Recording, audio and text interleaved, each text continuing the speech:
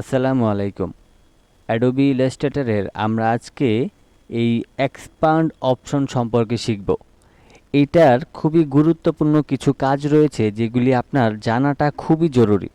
এজন্য অবশ্যই শুরু থেকে শেষ পর্যন্ত দেখবেন, তাহলে আপনি সহজে বিষয়টা ক্লিয়ার হতে পারবেন। তো চলুন শুরু করে দিচ্ছি।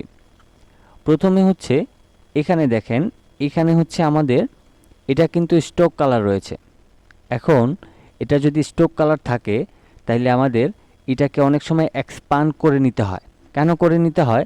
যেমন এখান থেকে ধরেন আমি ইরেজ টুলে গেলাম। এখন আমি এই ইরেজ টুলের মাধ্যমে যদি এখানে এইভাবে করে কাটি, এটা কিন্তু এইভাবে করে বাঁকা হয়ে যায়।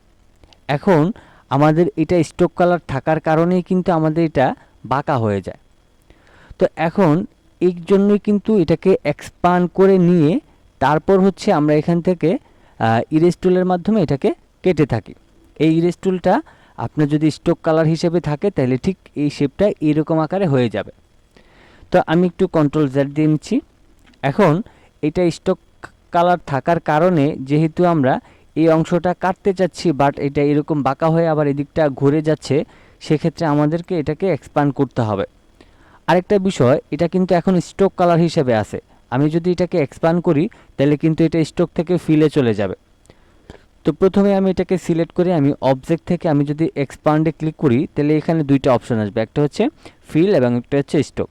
তো এই দুইটাই টিকমার্ক দেওয়া থাকবে এবং আপনি এখান থেকে যদি ওকেতে ক্লিক করেন, এবার দেখেন স্টকে কালারটা ছিল, এখন কিন্তু এটা ফিল কালারে চলে গিয়েছে। এখন কিন্তু এটা আপনি আপনার মতো করে যেই রকম ইচ্ছা সেই রকমভাবে ব্যবহার করতে পারবেন। অ্যান্ড দেন আপনি যদি এবার ইরেজ টুলে যান এবং আপনি যদি কিবোর্ড থেকে শিফটটাকে ধরে মাউসের লেফট বাটনটা ক্লিক করে এইভাবে করে কেটে নেন, তাইলে কিন্তু আর এরকম বাঁকা হয়ে আসবে না। তো এটা হচ্ছে আপনার এক্সপান্ডের সুবিধা। এক্সপান্ডের আরও বেশ কিছু সুবিধা রয়েছে, যেমন আমরা এই এক্সপান্ড অপশনটা মূলত বিশেষ করে কোনো একটা ফন্ট লেখার ক্ষেত্রে ব্যবহার করি, অথবা আমরা হচ্ছে স্টক কালারের ক্ষেত্রে ব্যবহার করি। তো আমি ধরেন এখান থেকে আরও একটা শেপ নিয়ে নিই। আমি ধরেন রেক্টেঙ্গেল টুলে গেলাম, তারপর এটাকে আমি স্টক কালার করে দিলাম। প্রয়োজন অনুযায়ী স্টকটাকে আমি বাড়ায় নিচ্ছি। ওকে, এখন আমি চাচ্ছি যে এটাকে এই অর্ধেকটা অংশ কাটতে।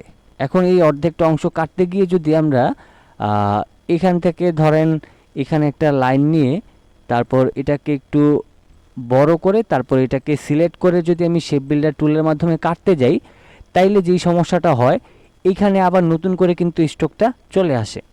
তো এখন আমরা যেটা চাচ্ছি যে আমাদের এই চার কর্নারের বক্সটার অর্ধেকটা অংশ থাকবে এবং অর্ধেকটা অংশ থাকবে না। কিন্তু এটা স্টক কালার থাকার কারণে আমরা যখন শেপ বিল্ডার টুলের মাধ্যমে মাউসের লেফট বাটনটা এইভাবে করে ক্লিক করব, তখন যেটা হয় সেটা হচ্ছে এইখানে কিন্তু আবার নতুন করে আরও একটা স্টক চলে আসে। তো সেক্ষেত্রে যেটা হয়, আমরা অর্ধেকটা কাটতে চাইলে কিন্তু কাটতে পারি না। তো এই জন্য আমাদেরকে কি করতে হয়, আমাদের এই যে স্টকটা রয়েছে এটাকে আমরা এক্সপান্ড করে নিতে পারি। এক্সপান্ড করে নিলে যেটা হয়, এটা স্টক থেকে ফিল অবজেক্টে চলে যায়। যেমন আমি এবারে সিলেক্ট করে অবজেক্ট থেকে আমি এক্সপান্ড তারপর ওকে করে দিলাম। এখন কিন্তু আমাদের কোনো সমস্যা নেই। ধরেন এবার আমরা এটাকে সিলেক্ট করে আমরা যদি শেপ বিল্ডার টুলে যাই, কিবোর্ড থেকে অল্টার ধরে মাউসের লেফট বাটনটা ক্লিক করি, তাইলে কিন্তু এখন অর্ধেকটা অংশই কেটেছে এবং এখানে কোনো বাড়তি কোনো লাইন বা কোনো শেপ কিন্তু আসে নাই। তো মূলত এই জন্যই কিন্তু আমরা এই এক্সপান্ড অপশনটাকে ব্যবহার করে থাকি।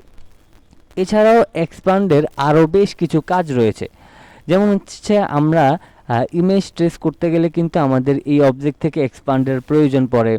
আবার হচ্ছে আমাদের অনেক সময় দেখা গেছে যে অনেক শেপের ক্ষেত্রে এক্সপান্ড অ্যাপারেন্সও করতে হয়। তো এক্সপান্ড অ্যাপারেন্স আমাদের এই যে এক্সপান্ড এবং এক্সপান্ড অ্যাপারেন্স এই দুইটা কিন্তু কাজ একই রকমের। বেশ কিছু শেপের ক্ষেত্রে দেখা গেছে যে এক্সপান্ডটা ইনেবল থাকে, আবার অনেক শেপের ক্ষেত্রে এক্সপান্ড অ্যাপারেন্সটা ইনেবল থাকে। তো এই দুইটার কিন্তু মোটামুটি কাজ একই। তো আপনি হচ্ছে এক্সপান্ড অ্যাপারেন্সটা দিয়ে আপনি এই কাজগুলি কিন্তু সহজে সমাধান করে নিতে পারেন। তো এই ছিল আমাদের আজকের টিউটোরিয়াল। এই এক্সপান্ড অ্যাপারেন্সটা কতটুকু বুঝতে পেরেছেন অবশ্যই কমেন্ট বক্সে জানিয়ে দিবেন।